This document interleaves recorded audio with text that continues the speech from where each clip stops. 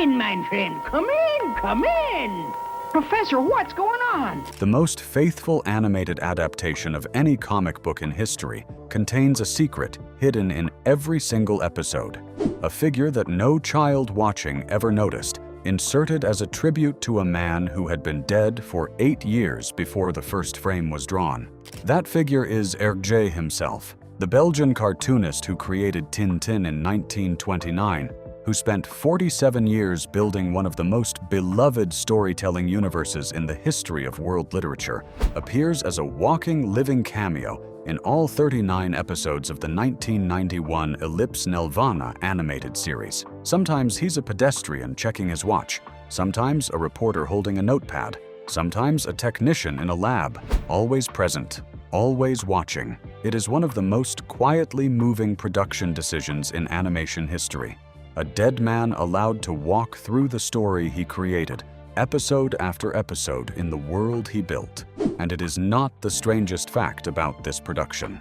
Not by a long way. 15 facts today, spanning the original 1929 comic books, the 47-year creation history that fed into the 1991 series, the 3 albums never adapted, the moon rocket that required a completely unprecedented hybrid of hand painting and digital technology, and the franchise that culminated in Steven Spielberg's motion capture film. One of these facts involves a real-world scandal that nearly destroyed the creator's legacy. Another involves the Canadian director who made the show but couldn't legally be credited for it. And the one we close on explains why a Belgian reporter with a white dog is still one of the most universally recognized characters in human storytelling. Let's count it down. 15. Tintin was born from a children's newspaper supplement in 1929. Before there was an animated series, before there was a franchise, a Spielberg film, 200 million books sold, a museum in Louvain-la-Neuve, and a character recognized on every inhabited continent, there was a page in a newspaper supplement nobody much remembers. Le 20e siècle was a Belgian Catholic newspaper. Its youth supplement was called Le Petit 20e, the Little 20th. On January 10th, 1929, that supplement published the first installment of a new illustrated story, Tintin in the Land of the Soviets, following a young Belgian reporter and his white fox terrier Milou on an adventure in communist Russia. The creator was a 21-year-old cartoonist named Georges Prosper Remy, working under the pen name Hergé. He had been given the assignment by the newspaper's editor as essentially a filler feature, something to hold young readers' attention between issues. Hergé had almost no research budget and virtually no time to develop the concept.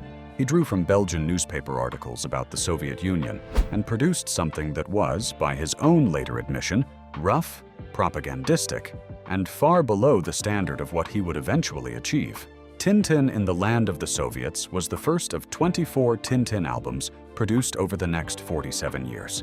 The visual style evolved dramatically across those decades, from the rough, sketchy quality of the early Soviet adventure to the clean, geometrically precise, ligne claire style of the middle and late albums that became one of the most recognizable and influential visual approaches in the history of comics. Hergé died in 1983, leaving the final album, Tintin and Alphart, incomplete. The 1991 animated series adapted 21 of the 24 albums. The Soviet Adventure, the Congo album, and the incomplete Alphart were left out, each for reasons that will become clear as this list continues.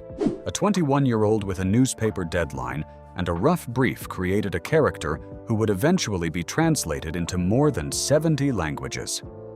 14. 3 albums were deliberately left out, and each reason tells a different story. The 1991 animated series adapted 21 of Hergé's 24 Tintin albums. The 3 that were skipped were not accidental omissions. Each was excluded for a specific, documented reason, and together they form a kind of map of the complications that surround the Tintin legacy. The first exclusion was Tintin in the Land of the Soviets. The earliest Tintin adventure had been produced as anti-communist propaganda, with Hergé drawing on biased newspaper sources rather than research. The visual quality was rough by the standards of later albums. More importantly, Hergé had specifically asked that the book not be reprinted during his lifetime, considering it unrepresentative of his mature work. The Hergé Foundation honored that judgment by excluding it from the 1991 series. The second exclusion was Tintin in the Congo. This 1931 adventure depicted Congolese characters through the colonial stereotypes of its era in a way that Hergé later acknowledged as embarrassing and indefensible by later standards. The animals in the story were treated with casual brutality that would be unacceptable in a contemporary children's animated production. The Hergé Foundation excluded it from the series on grounds of both racism and animal welfare concerns. The third exclusion was Tintin and Alf Art, simply because Hergé died before he could finish it. The album existed only in pencil sketches and rough outlines. The Hergé Foundation made a consistent and clear decision not to allow any other artist to complete Hergé's work after his death. An unfinished story cannot be faithfully adapted. So it wasn't. 3 books left out.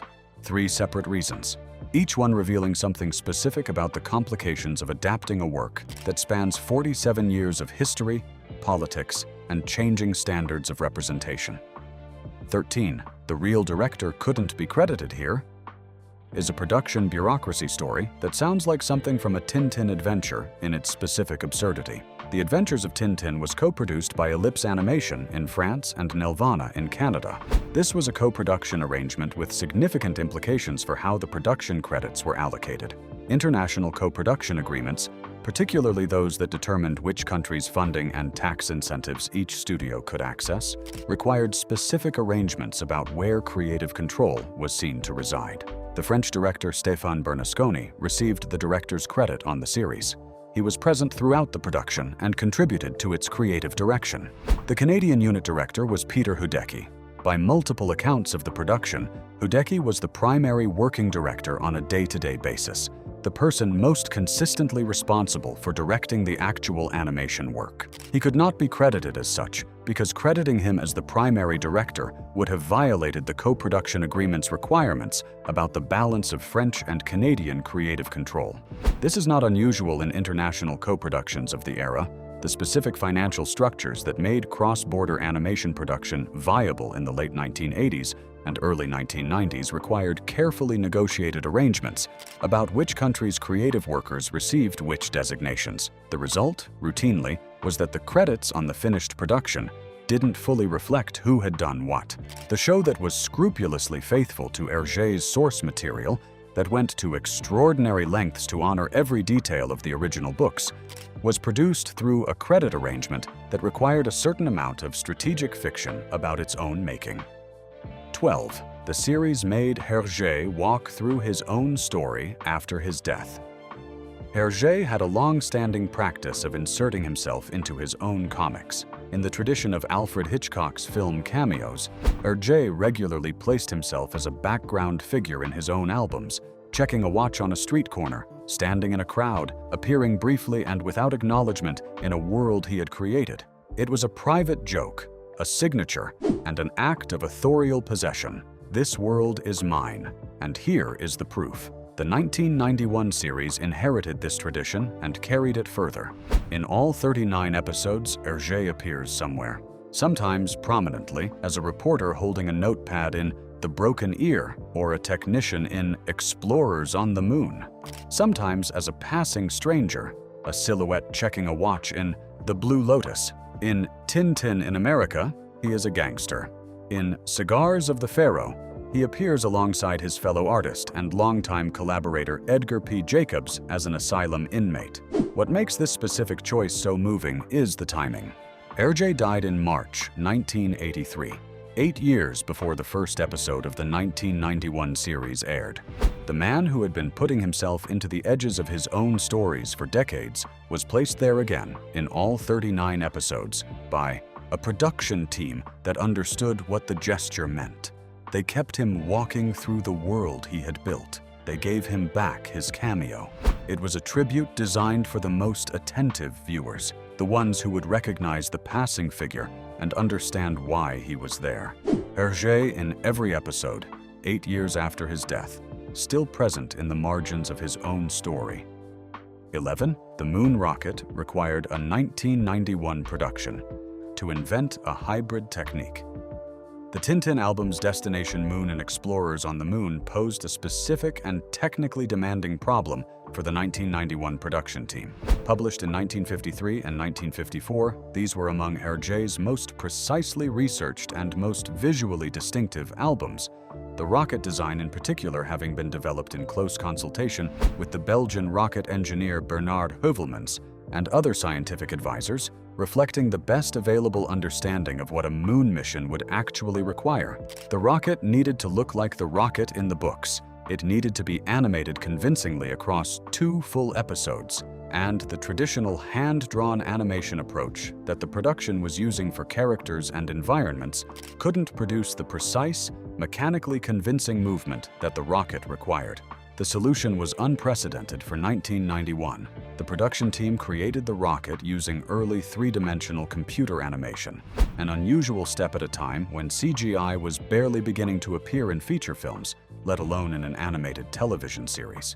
The rocket was animated digitally in 3-dimensional space, producing movement that no hand-drawn animator could have replicated with the same precision. Then, in a process that required extraordinary labor, each frame of the digital animation was printed on paper. Each printed frame was recopied onto celluloid, the traditional animation medium. Each cell was then hand-painted in gouache. Each painted cell was then laid onto a hand-painted background and photographed. Digital animation converted frame by frame into traditional hand-painted cell animation. The rocket in the completed episodes looks like the rest of the production, consistent in visual style, seamlessly integrated. The only visible evidence of the hybrid process is in the quality of the rocket's movement, mechanically precise in a way that hand-drawn animation of a complex mechanical object never quite achieves. If this kind of real production history, the decisions, the techniques, and the dedication behind the adaptations that shaped us, is what you're looking for, subscribe. We cover this every week. 10. The show balanced faithfulness with the demands of a changed world.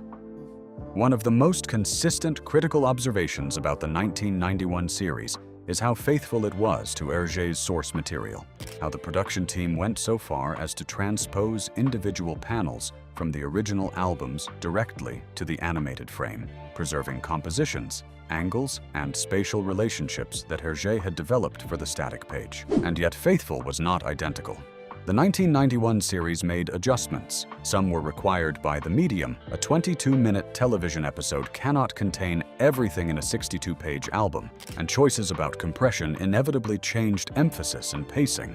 Others were required by the changed cultural moment. The violence in the original albums was significantly reduced. Hergé's books contain genuine death, characters shot, beaten, and killed in ways that were conventional for adventure comics of the era, but that required rethinking for a 1991 children's animated series. Captain Haddock's drinking was substantially reduced. The original albums featured Haddock's alcoholism as both a character trait and a regular source of humor. The animated series largely removed this, depicting Haddock as someone who enjoys whiskey rather than someone whose drinking was a genuine behavioral issue.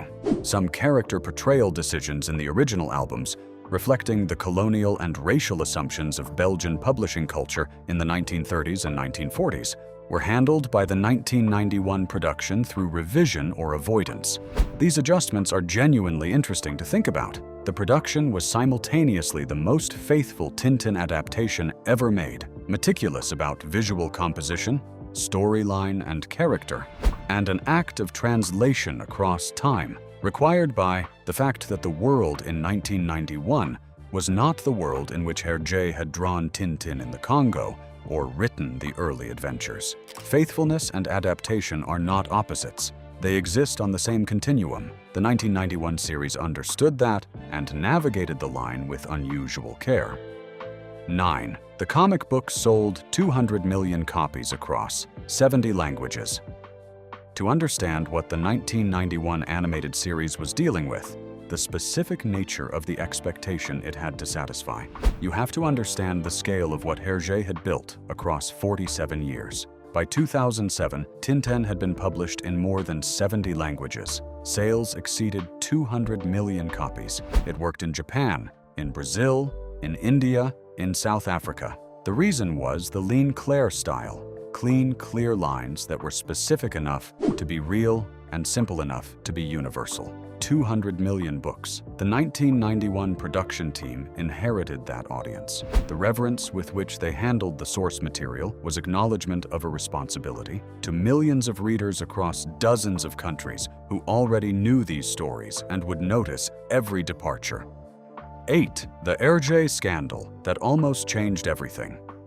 This is the fact that serious Tintin fans know and casual viewers usually don't. The biographical revelation that cast a shadow over Hergé's legacy in the decades after his death. During World War II, Belgium was occupied by Nazi Germany.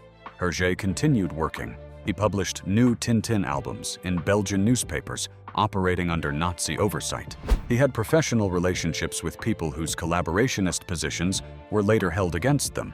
He was not a Nazi himself, and his albums from the period contain no explicit Nazi content. But the fact of his continued public work during the occupation and the specific nature of some professional associations was something the post-war generation of Belgian cultural critics examined carefully. Hergé was investigated after the war's end. He was briefly held, questioned, and released. He maintained for the rest of his career that he had tried to keep politics out of his work. The debate around his wartime conduct has never been fully resolved. Some critics argue that continuing to work and publish under occupation was itself a cultural service to the occupation's project of making life seem normal. Others argue that Hergé made pragmatic choices under impossible circumstances, and that his work, taken as a whole, doesn't reflect the politics of those who controlled his publishing environment. The 1991 production was made on behalf of the Hergé Foundation at a moment when this history was being actively re-examined. The scrupulous faithfulness to the source material was, in part, an assertion that the work itself remained worth honoring, regardless of the unresolved questions around the man who made it. 7. The show was produced in English, with French signs. Here is a specific and somewhat odd production detail that reflects the genuinely unusual international nature of the 1991 series. The show was produced with English as its primary language. The voice direction, the performance recording, the primary dialogue track, all of it was done in English. This was the language chosen for the production, reflecting the ambition of reaching English-speaking markets in the United States, Canada, United Kingdom, and Australia. But the visual elements of the production, the road signs, the shop fronts, the newspaper headlines, the background posters, the written text that appears anywhere in the animation, remained in French. The original Tintin albums were Franco-Belgian comics published in French, set in a world where the ambient visual language was European and primarily Francophone. The production team preserved that visual texture even as it changed the spoken language. The result was a show where English-speaking characters walked through streets lined with French signage, a slightly uncanny quality that only viewers who consciously registered the written language would notice, but that preserves something real about the world Hergé had built. The Tintin universe is a specific place. Its signs were always in French. Making the characters speak English didn't make those signs English. It was a small choice that reflects something larger about how faithfully the production was thinking about the source material, not just the plots and the characters, but the visual environment in which they existed. 6. Philippe Godin, Tintin's guardian. One of the less discussed but most important figures in the production of the 1991 series was not a director, not an animator, not a voice actor. He was a scholar.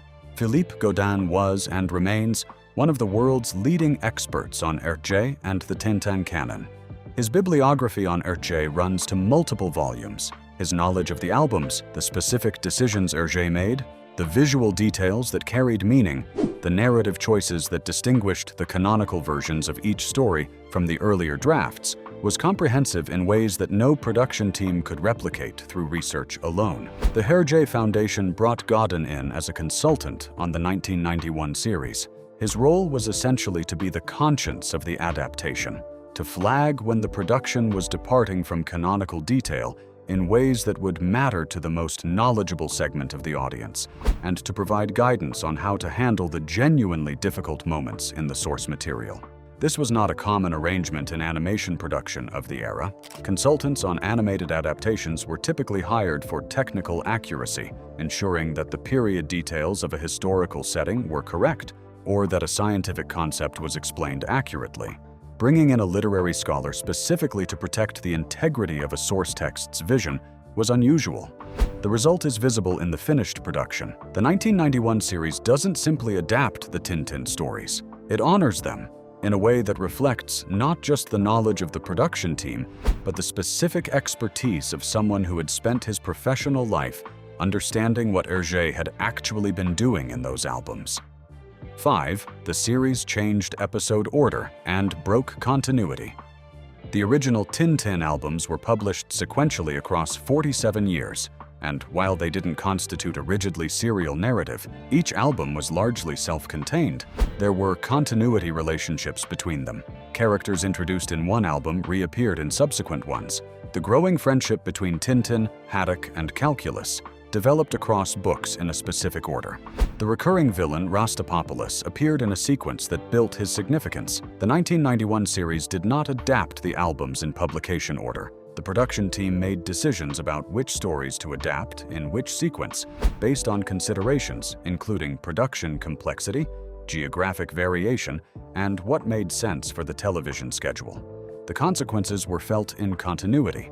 The Calculus Affair, the album in which Professor Calculus is kidnapped and Tintin and Haddock fight both Sildavian and Bordurian agents to rescue him, was placed by the animated series before the two Moon albums. But in the Moon albums, Calculus is happily working for the Sildavian government, the same country whose agents fought against Tintin and Haddock to claim him. In the original publication order, the Moon albums precede the Calculus Affair, so the apparent contradiction doesn't arise. In the animated series' chosen order, it does. Most viewers didn't notice or didn't care. The stories worked. But for the readers who knew the original publication sequence and its internal logic, the reordering produced small but persistent discontinuities, places where the animated version's choices created contradictions that the original had carefully avoided. 4. The 2011 Spielberg film grossed more than any previous Tintin production. The animated television series was the dominant Tintin adaptation for 20 years. Then, Steven Spielberg and Peter Jackson changed the scale of the conversation entirely. The Adventures of Tintin, released in October 2011, directed by Spielberg, produced by Jackson, shot using performance capture technology, brought Tintin to global theatrical audiences in a way no previous adaptation had attempted. The film grossed over $374 million worldwide and won the Golden Globe for Best Animated Feature Film. Spielberg and Jackson had been fans of the books for years. The choice of performance capture was specifically intended to bridge the gap between Hergé's ligne claire visual style and the demands of a theatrical film. Human movement mapped onto stylized characters, closer to the visual reality of Hergé's world than either pure animation or live action could achieve. Whether the film succeeded in that argument is genuinely contested among Tintin fans. Some found it a compelling realization of the spirit of the albums. Others found it tonally wrong. Too action-heavy for a character whose essential quality was composed curiosity rather than spectacle. The debate is real and unresolved. What is not debatable is the scale. The Spielberg film was the first Tintin production to reach a genuinely global theatrical audience simultaneously. Hergé's universe, which had sold 200 million books in 70 languages, finally had a film that matched that ambition. 3. Snowy was the show's most technically challenging character. Snowy, Milou in French, the name Hergé used, is Tintin's white fox terrier companion. In the original albums, Snowy occasionally functions as a POV character, narrating his thoughts in captions. He reacts to situations. He participates in adventures. He is, in Hergé's hands, a remarkably expressive animal, given the simplicity of his design. A small white form with black ears and a few carefully placed lines indicating expression. Animating a dog expressively is technically more demanding than it might appear. The range of emotion a dog can convey through body language and facial expression is limited compared to a human character. The vocabulary is smaller and requires different techniques to expand. Snowy also needed to feel genuinely like a dog. not anthropomorphized into something that moved or behaved like a small human, while still being legible as a character with responses, loyalties, and something resembling an inner life. The 1991 production team's approach to Snowy was conservative and largely successful. He moved like a dog. He didn't speak in the television series. The interior monologue of the original albums was removed, preserving his animal nature rather than assigning him a human voice. His expressiveness was communicated through body language, positioning relative to other characters, and the specific quality of Don Messick's sound design. The barks and whimpers and growls that gave him a sonic personality without making him human. The result was a Snowy who felt credible in a way that more anthropomorphized animated animal companions rarely do. He was a dog in adventures with a reporter. That was all, and that was enough. 2. Hergé never fully explained who Tintin was. Of all the facts about the Tintin universe, across the books, the adaptations, and the critical literature that surrounds them, perhaps the most genuinely puzzling is this one. Tintin has no backstory. In 24 albums across 47 years of storytelling, Hergé never explained where Tintin came from, who his parents were, where he went to school, what his motivations were for traveling the world and getting into danger, or why a Belgian reporter had the specific combination of courage, competence, and moral certainty that he consistently demonstrated in every adventure.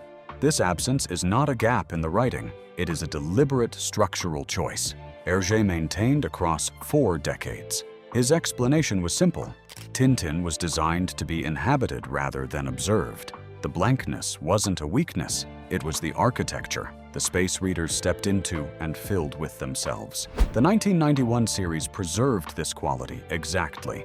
Tintin in the animated episodes has no backstory. He has no arc across the 3 seasons. He arrives in each adventure exactly as capable and morally certain as he leaves it. The ambiguity that surrounds him in the album surrounds him in the episodes. Whether that is a strength or a limitation is the most interesting argument Tintin scholarship has to offer, and it remains genuinely open. 1. What Tintin was, and why he still travels. And here is the thing that 24 albums, 39 animated episodes, a Spielberg film, and 200 million copies have been circling for nearly a century. Tintin is not a character in the ordinary sense. He is a position in the world, a stance, a moral posture, a way of moving through situations. He has no psychology because psychology would limit him. He has no backstory because backstory would explain him. And the thing that makes him endure is precisely that he doesn't require explanation. He shows up. That's what he does. He appears at the place where the problem is with his dog and his skill and his fundamental decency, and he works until the thing is resolved. He doesn't do it for money. He's a journalist who rarely publishes anything. He doesn't do it for recognition. He deflects it consistently. He doesn't do it from ideology. He helps Soviets and Belgians and Peruvians and Tibetans with equal commitment. Hergé said, when asked what Tintin represented, that he was a moral direction rather than a character.